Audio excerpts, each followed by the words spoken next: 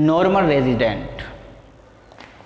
Normal resident of a country refers to an individual or an institution who ordinarily resides in the country and whose economic center of economic interest also lies in that country.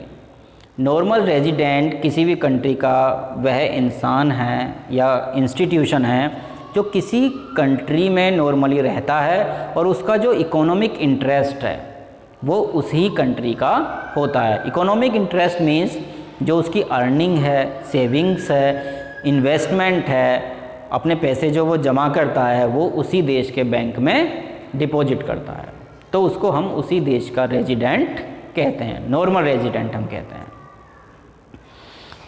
Normal resident does not include foreign tourist and visitors. कोई विदेशी tourist आया, 1-2 महीने घूमकर चला गया, तो उसको हम नॉर्मल रेजिडेंट नहीं कहते।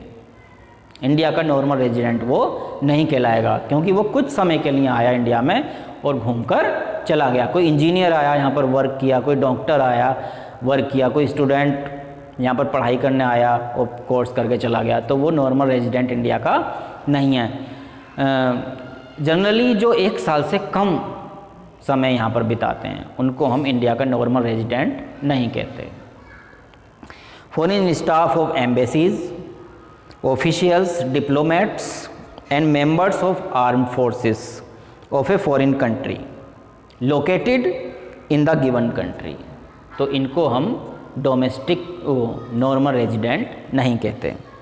International organisations like UNO, WHO are not considered as normal residents of the country in which they operate। किसी भी देश में जो ऑपरेट कर रही हैं, वो अपने ऑपरेशन कर रही हैं, उनको हम उस देश का नॉर्मल रेजिडेंट नहीं कहते। International organisations for example WHO and UNO, they are treated as the normal residents of international area। International area के वो नॉर्मल रेजिडेंट की तरह उनको हम ट्रीट करते हैं। Employees of international organisations are considered as residents of the countries to which they are belong and not of the international area. मतलब जिस कंट्री से वो बिलोंग करते हैं, किसी भी इंटरनेशनल ऑर्गेनाइजेशन में काम कर रहे हैं, मीन्स WHO में कोई काम कर रहा है इंडिया का आदमी, तो वो इंडिया का नॉर्मल रेजिडेंट कहलाएगा।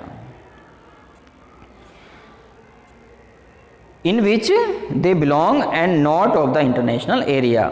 N American working in UNO office, कोई अमेरिकन UNO ऑफिस में वर्क कर रहा है, लोकेटेड इन इंडिया, और वो ऑफिस लोकेटेड है इंडिया में, will be treated as normal resident of America, उसको अमेरिका का नॉर्मल रेजिडेंट हम कहेंगे।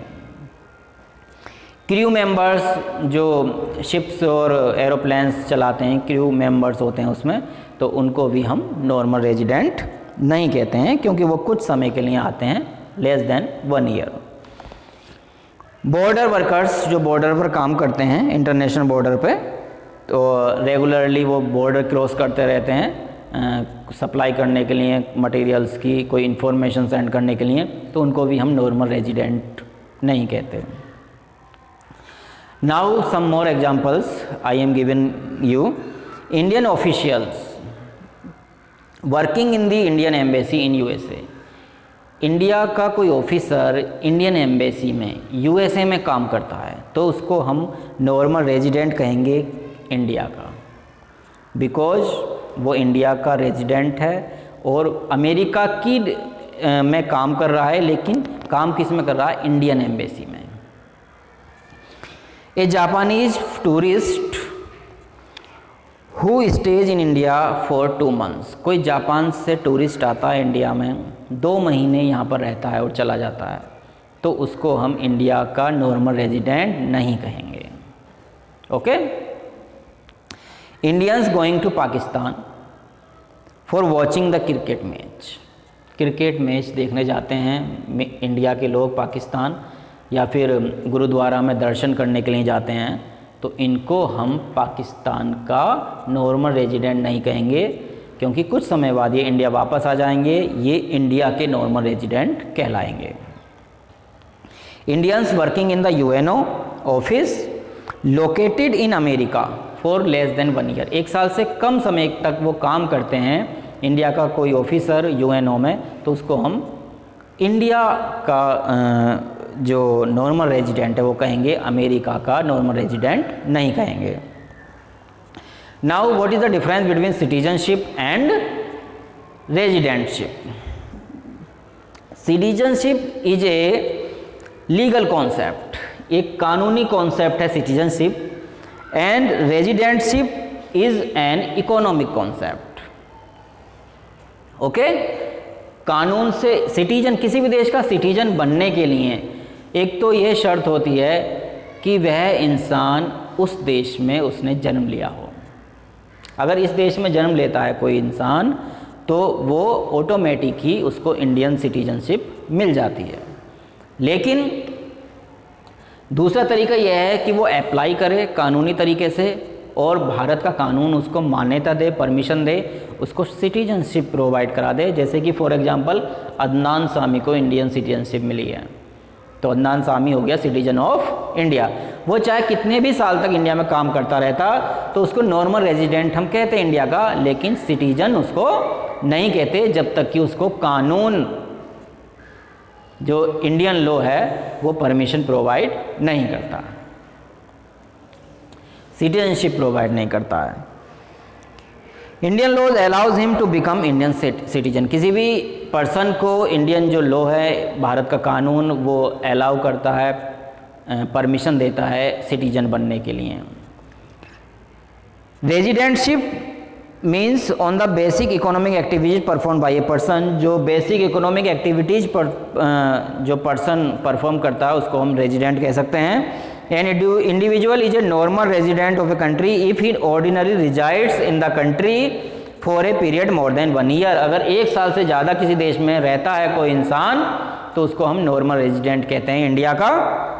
And is economic centre of economic interest also lies in that country. और दूसरी कंडीशन इसमें क्या है कि उसका जो सेंटर ऑफ इकोनॉमिक इंटरेस्ट है, मीन्स उसकी अर्निंग जो है, उसका जो एक्सपेंडिचर है, उसका जो इन्वेस्टमेंट है वो भी इंडिया में ही होना चाहिए। मीन्स इंडिया के बैंक में ही वो पैसे जमा करे, इंडिया में ही वो अपना बिजनेस करे, इंडिया में ही वो इन्वेस्ट करे, तब हम उसको इंडिया का नॉर्मल रेजिडेंट कहेंगे। A Chinese living in India for more than 1 year is a normal resident of India. कोई चाइना का इंसान इंडिया में 1 साल से ज़्यादा रहता है तो हम उसको नॉर्मल रेजिडेंट कहेंगे इंडिया का। However he is not a citizen of India, लेकिन वह सिटीजन नहीं है इंडिया का। As he does not hold citizenship India, जब तक कि उसको भारत की नागरिकता सिटीजनशिप नहीं मिलती है। It means a person can be A citizen of one country and at the same time a resident of another country. इसका मतलब ये हुआ कि एक ही समय में एक इंसान किसी देश का नागरिक हो सकता है, सिटीजन हो सकता है, और दूसरे देश का रेजिडेंट हो सकता है। ओके